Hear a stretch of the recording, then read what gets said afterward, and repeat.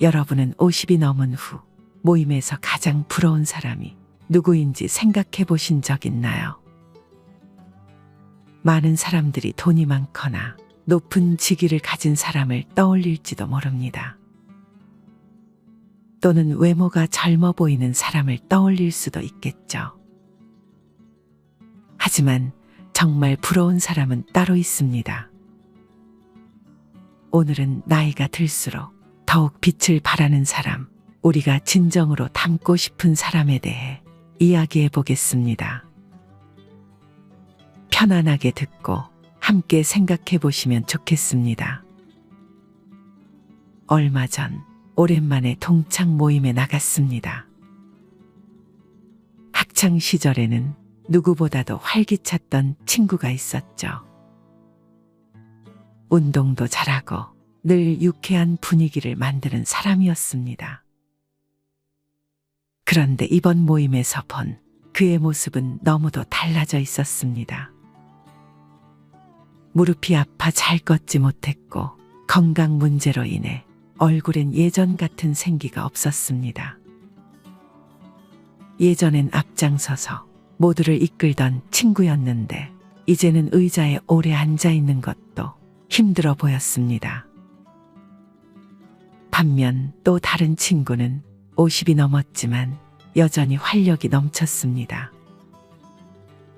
그는 여전히 똑바로 걸었고 오랜만에 만난 친구들에게 먼저 다가가 반갑게 인사하며 분위기를 띄웠습니다.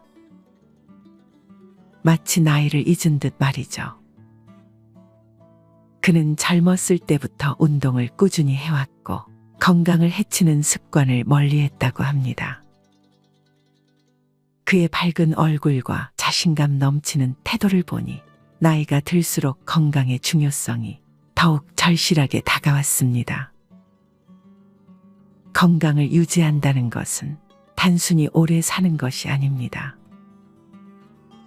아픈 곳 없이 자유롭게 움직이고 먹고 싶은 음식을 부담 없이 즐기며 걱정 없이 여행을 떠나는 삶. 그것이 바로 건강한 사람이 누리는 특권입니다. 건강을 잃으면 아무리 돈이 많아도 아무리 성공을 거뒀다 해도 그 모든 것이 무의미해집니다. 나이가 들수록 건강을 유지하는 것이 더욱 중요합니다. 50대 이후에는 신체적 변화가 급격하게 나타나며 작은 습관들이 건강을 좌우합니다. 특히 허리와 관절 건강이 중요한 시기이므로 무리한 운동보다는 유연성을 기르는 활동이 필요합니다. 또한 건강한 식습관이 중요합니다. 나트륨과 당분을 줄이고 채소와 단백질을 충분히 섭취하며 규칙적인 식사를 하는 것이 기본입니다. 노화는 피할 수 없지만 건강한 생활 습관을 통해 그 속도를 늦출 수 있습니다. 두 번째, 여유로운 사람. 얼마 전 한 모임에서 경제적으로 풍족한데도 늘 불안해하는 사람이 있었습니다. 그는 많은 재산을 가졌음에도 항상 걱정이 많고 여유가 없어 보였습니다. 돈이 많아지니 오히려 걱정이 많아졌다고 말하는 그의 얼굴은 항상 불안해 보였습니다. 반면 또 다른 친구는 가진 것이 많지는 않지만 항상 밝고 편안한 태도를 유지하며 주변 사람들에게도 따뜻한 기운을 전했습니다. 그 친구는 매사에 충분하다고 말하는 사람이었습니다. 지금 가진 것만으로도 충분하고 현재 이 순간을 즐기는 게 가장 중요하지 않겠냐며 웃음을 짓는 그 친구는 참 행복해 보였습니다. 그는 바쁘게 살아가는 현대인들에게 가장 필요한 덕목인 심리적 여유를 제대로 실천하고 있는 듯 보였습니다. 여유로운 삶을 위해서는 먼저 자신의 삶을 돌아보고 필요 없는 걱정을 줄이는 것이 중요합니다. 50대 이후에는 욕심을 줄이고 삶의 가치를 재정립하는 것이 필요합니다. 또한 경제적인 계획을 미리 세워두는 것도 심리적 여유를 유지하는 데 큰 도움이 됩니다. 재정적 여유가 있다면 여행이나 취미 생활을 통해 삶을 더욱 풍요롭게 만들 수도 있습니다. 세 번째, 인간관계가 좋은 사람. 나이가 들수록 인간관계는 더욱 중요해집니다. 젊을 때는 일이 바쁘고 가정에 집중하느라 친구들과 멀어지기도 하죠. 하지만 50이 넘은 후에는 좋은 인간관계를 유지하는 것이 삶의 질을 결정짓는 중요한 요소가 됩니다. 얼마 전 오랜만에 만난 친구 중 한 명이 이런 이야기를 했습니다. 젊었을 때는 성공만을 바라보며 살았어. 일도 열심히 하고 돈도 많이 벌었는데 정작 지금 내 곁엔 이야기를 나눌 친구가 별로 없어. 그는 성공을 위해 달려왔지만 이제는 외롭다는 현실을 마주해야 했습니다. 인간관계를 유지하는 가장 좋은 방법은 먼저 연락하는 것입니다. 사소한 안부 인사나 짧은 전화 한 통이 관계를 이어주는 힘이 됩니다. 또한 모임이나 커뮤니티 활동을 통해 새로운 사람들을 만나고 관계를 형성하는 것도 중요합니다. 가족과의 관계도 신경 써야 합니다. 자녀들과의 관계를 원활하게 유지하고 손주들과도 즐거운 시간을 보내는 것이 정서적으로 큰 도움을 줍니다. 네 번째, 끊임없이 배우는 사람. 최근에 한 친구가 새롭게 그림을 배우기 시작했다고 했습니다. 그는 새로운 것을 배우는 즐거움을 이야기하며 눈을 반짝였죠. 나이가 들어서 뭘 배우냐는 말을 많이 듣지만 난 지금이 가장 재미있어 라고 말하는 그의 모습은 마치 젊은 청년 같았습니다. 배움은 나이를 가리지 않습니다. 새로운 취미를 배우거나 온라인 강의를 통해 흥미로운 주제에 대해 공부하는 것도 좋은 방법입니다. 언어를 배우거나 손재주를 키우는 활동도 뇌를 건강하게 유지하는 데 도움을 줍니다. 가장 중요한 것은 도전하는 자세를 잃지 않는 것입니다. 결국 50이 넘어서도 부러운 사람은 건강하고 여유롭고 좋은 인간관계를 유지하며 끊임없이 배우는 사람입니다. 논어에서는 진정한 군자는 끝없이 배우고 실천하는 사람이다라고 말합니다. 여러분도 나이가 들어도 빛나는 사람이 되길 바랍니다. 이처럼 50이 넘어서도 진정으로 빛나는 삶을 위해 우리가 선택해야 할 태도와 습관들이 있다면 한편으로는 시간이 흐르면서 우리의 인간관계를 맺는 방식에도 변화가 생기게 마련입니다. 바로 우리가 소중히 여기는 그 가치들을 오히려 해치는 모임들도 존재한다는 사실입니다. 여러분도 한 번쯤은 느껴보셨을 텐데요. 마지막으로 특히 퇴직 후 나이가 들면서 절대 가면 안 되는 모임들에 대해 이야기해 보려 합니다. 나이 들수록 사람 모이는 곳이 두렵습니다. 다른 생각을 가진 사람들 틈바구니에서 서로의 눈치를 조율하며 상처받지 않고 자신을 지켜간다는 것이 얼마나 고된 일인지 깨닫고 있기 때문입니다. 저도 모임이 한 세, 네 개 정도가 있습니다. 그중 하나는 처음에는 그저 맘 편한 사람들끼리 얼굴이나 보자던 모임이었습니다. 가끔 모여서 사는 이야기 나누고 속에 담은 이야기 풀어내며 팍팍한 인생 사정이나 느껴보자는 단순한 생각이었습니다. 마음 맞는 아줌마들 몇이 모였고 어디에도 하소연하지 못했던 애끓는 속풀이를 서로 내놓기 시작했습니다. 소가리를 섞어내는 자리에 수다 떠는 맛이 보태지면서 사람 수가 불어났습니다. 너댓이 대여섯이 되고 그게 또 아홉이 되고 열을 넘어가면서 모임은 제법 덩치가 커져갔습니다. 오래지 않아 13명이 되었습니다. 회장이랄 것도 없었고 회비랄 것도 없었죠. 모이는 숫자대로 n분의 1하여 밥값을 쪼개내면 그만이었고, 어쩌다 좋은 일이 있거나 자랑할 일이 생긴 사람이 차 한 잔씩 돌리면 그만이었습니다. 그랬던 모임이 덩치가 불어나면서 야유회나 연극 관람처럼 같이 하는 일이 도모되었습니다. 할 일이 늘어나니 회장과 총무는 물론 돈도 필요했습니다. 결국 회비란 걸 걷기 시작했습니다. 그런데 모임이 모양새를 갖춰갈수록 뒷말이 많아졌습니다. 그저 얼굴이나 보자던 단순한 계산이 생각지 못한 방향으로 흐트러지고 있었습니다. 너댓이 움직일 때는 다 같이 알고 처리하던 일들이 몇만 아는 일로 끝나기도 했고, 연락할 시간이 부족하다는 이유로 회장의 단독 처리가 늘어갔습니다. 상황은 오해를 거듭하며 갈등이 눈덩이처럼 불어나면서 결국 서너씩 갈라져 수근거림이 늘어갔습니다. 모임은 여전히 존재하지만 예전의 모임이 아닙니다. 맘 편한 사람들끼리 얼굴이나 보자던 즐거운 모임은 불편한 모임이 되어 모임이 아니라 흩어짐이 되고 말았습니다.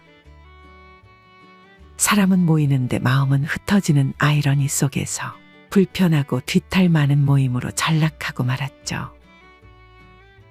동네 아줌마들 모임 하나도 이럴진데 개인적 목표가 각기 다른 큰 모임이야 더 말해 무엇할까요? 서로의 진실 공방으로 산통이 깨지기도 합니다. 어떤 모임이든 만나자마자 급속도로 친해지는 것은 조금 경계해야 할 필요가 있습니다. 나태주 시인의 오래 보아야 예쁘다, 너도 그렇다 라는 시처럼 사람들과의 관계는 시간을 두고 조금 오래 보는 것이 좋습니다. 좋은 면만 보여주기에도 바쁜 시간이기에 처음엔 서로를 진솔하게 꺼내 보여줄 시간이 없습니다. 그러다 누구나 그렇듯 관계가 지속되다 보면 자신도 모르게 상대방에게 실수를 하고 맙니다.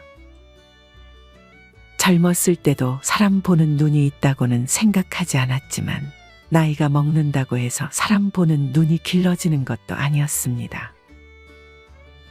어떤 모임은 만나자마자 서로에 대한 칭찬을 늘어놓기 바쁩니다. 반면에 어떤 모임은 팩트만 이야기해 준다며 서로에 대한 험담만 늘어놓기 바빴습니다. 사람을 만나고 대화하는 것이 좋았지만 어떨 때는 기빨리고 도망치듯 나온 모임도 많았습니다. 내가 나가고 있는 모임에 자존감, 도둑이 있는지 살펴보세요. 그들은 다양한 가면을 쓰고 다양한 말로 나의 자존감을 도둑질해 갑니다. 나의 모자란 자존감을 누군가를 만나서 채워야 한다는 강박을 버린다면 더 이상 자존감 도둑들의 표적이 되지 않을 수 있습니다. 나에 있는 그대로의 모습을 사랑해주는 사람들이 있는 곳으로 갑시다.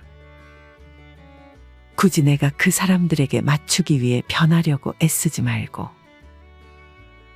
힘들게 노력하지 않아도 나를 좋아해주고 응원해주는 사람들이 있는 모임에 참여하세요. 먼저 절대 가면 안 되는 모임 첫 번째는 서로 시기 질투하는 모임입니다. 이연복 셰프가 한 TV 프로그램에서 자신의 친구 관계에 대해 이야기한 적이 있습니다. 이 셰프에게는 30년 가까이 만나온 친구 모임이 있었습니다. 이 셰프가 유명해지고 난 후 친구 모임에서 2차를 갔을 때 이 차는 누가 돈을 내냐 라는 말이 나왔습니다. 이 셰프는 이 차는 자기가 내겠다고 했는데 그 말을 듣고 한 친구가 왜 내가 이 차를 쏘느냐 며 멱살을 잡았다고 합니다. 결국 싸움이 났고 그 후 이 셰프는 모임에 나가지 않는다고 했습니다. 오랜 친구 모임이 2차 회식비를 내느냐 마느냐 문제로 깨지고 만 것입니다. 하지만 2차 회식비를 누가 내느냐가 진짜 원인은 아닙니다. 이 셰프가 유명해진 것에 대한 시기, 질투가 진짜 문제였습니다. 친구 모임에서 왜 내가 돈을 다 내느냐고 따지는 건 그 사람에게 시기나 질투, 콤플렉스가 있다는 방증입니다. 얼마 전 비슷한 이야기를 다른 친구로부터도 들었습니다. 이 친구 역시 사회적으로 성공에 어느 정도 지위가 있고 돈도 많이 벌고 있습니다. 이 친구가 고교 동창 모임에 참석했다가 모임 중간에 나오면서 오늘 회식비의 반을 내고 가겠다고 말했습니다. 그런데 다른 동창이 내려면 다 내지 왜 반만 내냐 며 뭐라고 했습니다. 친구 사이에 장난스럽게 한 말이라면 별 문제가 없습니다.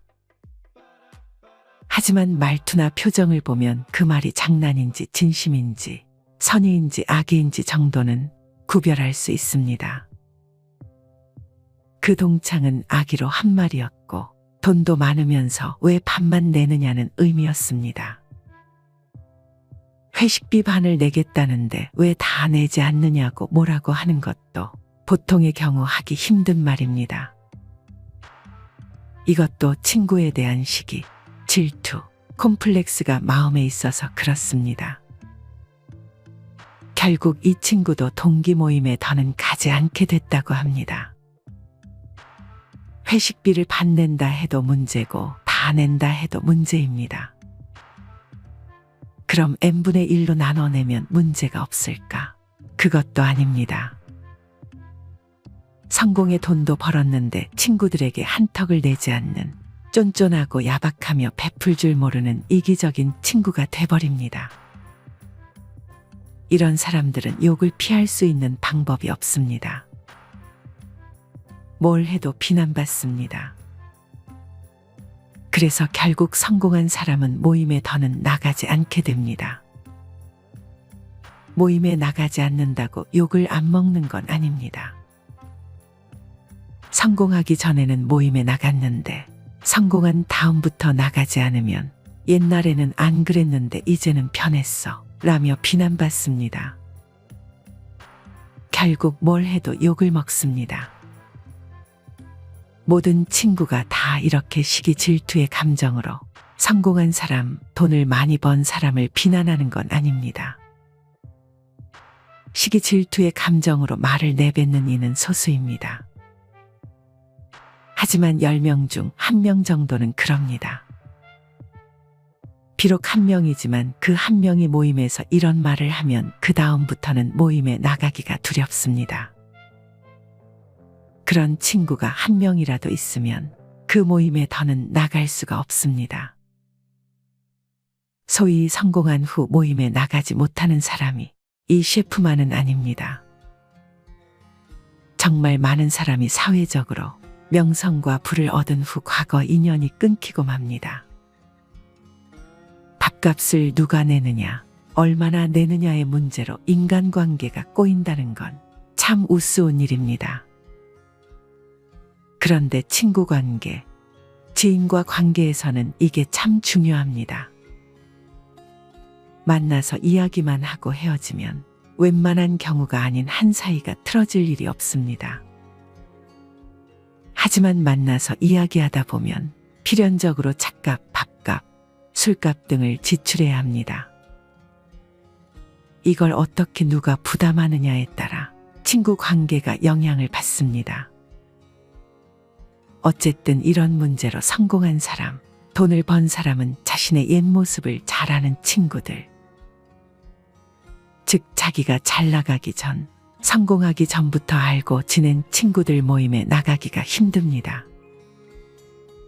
업무와 관계없이 순수한 인간관계를 이어나갈 수 있는 좋은 모임이라 해도 소위 성공했다는 사람은 나가기가 어렵습니다. 성공한 후 사람이 변해서 모임에 나가지 않는 게 아닙니다. 모임에서 상처를 받아 다음부터는 안 나가게 된다는 게 좀 더 정확한 답입니다. 두 번째, 술로 시작해서 술로 끝나는 모임. 매년 이맘때가 되면 이어지는 송년회 모임에 걱정부터 하고 나서는 사람들이 많을 것입니다. 오늘은 얼마나 마시게 될까?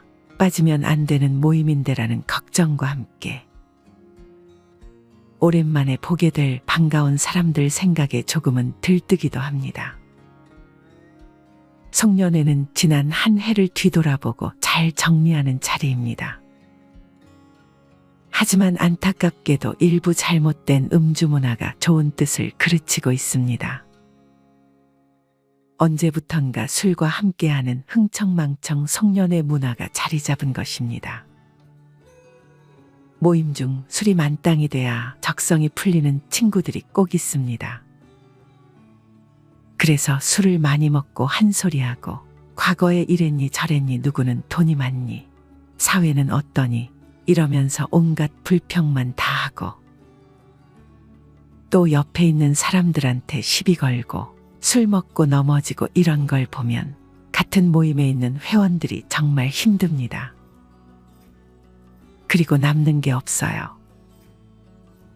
뒤돌아서면 서로 흉보기가 바쁘고 굳이 이런 모임을 가야 되겠나 싶은 생각이 듭니다. 이런 모임은 가능하면 절대 참석하지 마세요. 예전처럼 부어라, 마셔라식의 술로 시작해서 술로 끝나는 송년회가 아니라 구성원 및 가족들과 함께하는 의미 있는 시간을 만들어 나감으로써 새로운 송년회 문화를 정착시켜 나가야 합니다. 1~2차로 이어지는 왜곡된 음주 문화, 술에 취해 지난 한 해를 잊어버리자는 막가파식 송년회 문화에 대한 개선이 절실히 필요합니다. 모임을 아예 나가지 말라는 게 아닙니다. 어떤 모임이든 장단점을 가지고 있습니다. 사람과의 소통이 이루어지는 공동체는 그만큼 제약되는 부분과 허용되는 부분으로 어느 정도 나눠지는 것 같습니다. 하지만 그 범주를 벗어나 도드라지거나 흐트러뜨릴 경우 부딪힘은 따라옵니다. 그만큼 인간관계에서 발생하는 문제가 큰 것 같다는 생각을 해봅니다. 좋아하는 분야의 것들을 공유하고 의견을 나누고 교류하는 일은 참 매력적입니다. 서로 엮어주는 끈과 같은 역할을 해주며 서로 성장하는 곳이 되고 있다면 그 모임은 잘 굴러가고 있다고 말할 수 있습니다. 하지만 자신의 역할을 이해타산적으로 생각하고 불편함만을 호소한다든지 자기만이라는 생각으로 피해의식을 갖고 모임에 임하고 있다면 그 구성원들 사이에 파열음이 일게 되어 있습니다. 작은 일도 자기만 한다고 생각하며 매번 컴플레인을 하는 경우도 종종 마주합니다. 항상 그런 부류들은 팀 분위기를 흐려놓기도 하고 팀워크를 깨뜨리는 계기가 되기도 합니다. 봉사라는 단어를 사용하지만 봉사가 아닌 자신에게 이득이 가는지에 대한 여부를 따지는 경우도 많이 보게 됩니다. 이렇게 모임을 결성하기도 힘들지만 유지하는 것은 더욱 어렵다는 생각을 해봅니다. 매해 성장하는 모임들은 누군가의 양보와 배려, 그리고 주인의식으로 이루어지는 것임을 잊지 않았으면 합니다. 보이는 것이 모두 진실이 아니듯 그 이면에 땀 흘리는 이들의 참모습을 볼 수 있어야 합니다. 그래야 서로 감정을 공유하고 오래가는 모임이 될 수 있다고 생각합니다. 우리 주변에는 많은 모임들이 있습니다. 어떤 목적으로 공동체에 참여할 것인가 한 번쯤은 심사숙고하는 시간을 가져보길 바랍니다. 오늘의 이야기가 도움이 되셨다면 구독과 좋아요 부탁드립니다. 그리고 여러분의 생각도 댓글로 남겨주세요. 여러분과 소통하는 시간이 저에게도 큰 의미가 됩니다.